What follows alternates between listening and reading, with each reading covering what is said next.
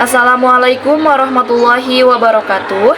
Perkenalkan, nama saya Salma Siti Ropida. Di sini saya akan menjawab beberapa pertanyaan yang diberikan oleh rekan saya bernama Intan Nuraini. Baik, pertanyaan yang pertama yaitu yang termasuk kas dan yang tidak termasuk kas. Baik, yang termasuk ke dalam kategori kas, satu ada uang tunai berupa uang kertas dan uang logam. Yang kedua ada wesel dan yang ketiga ada cek tunai. Yang tidak termasuk ke dalam kategori kas, pertama ada rekening giro yang tidak dapat dipakai. Yang kedua ada surat berharga, saham dan obligasi. Yang ketiga ada cek mundur. Yang keempat ada wesel tagih dan yang kelima ada dana cadangan. Pertanyaan yang kedua yaitu rekonsiliasi bank.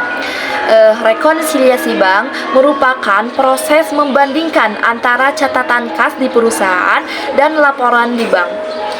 Pertanyaan yang ketiga yaitu kasus yang mempengaruhi, menambah dan mengurangi saldo di perusahaan.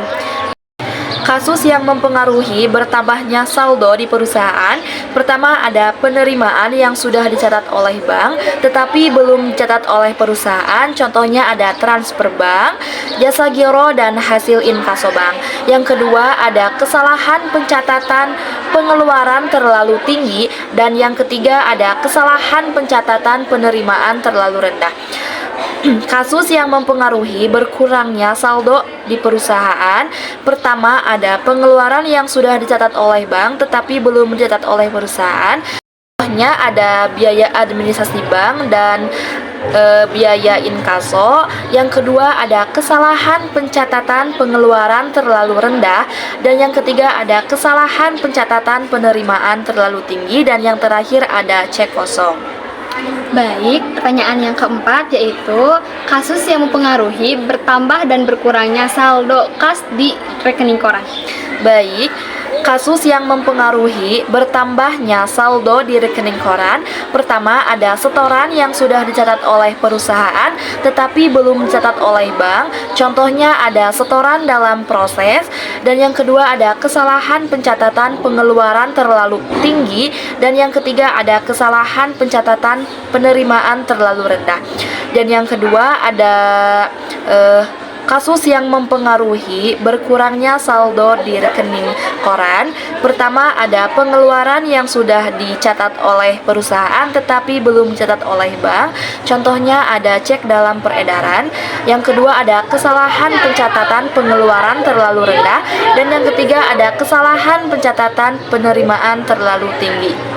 Pertanyaan yang kelima yaitu perbedaan antara impress fund system dan fluktuasi system. Baik, impress fund system atau metode dana tetap, di mana kas kecil memiliki jumlah saldo yang tetap.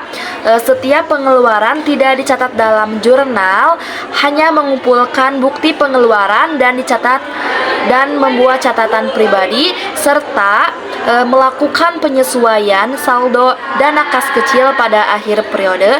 Sedangkan fluctuating fund system atau metode dana tidak tetap, di mana kas kecil memiliki jumlah saldo yang tidak tetap. Setiap pengeluaran dicatat dalam jurnal dan perlu melakukan penyesuaian saldo dana kas kecil pada akhir periode. Terima kasih. Demikian yang bisa saya sampaikan. Mohon maaf apabila ada kesalahan. Wassalamualaikum warahmatullahi wabarakatuh.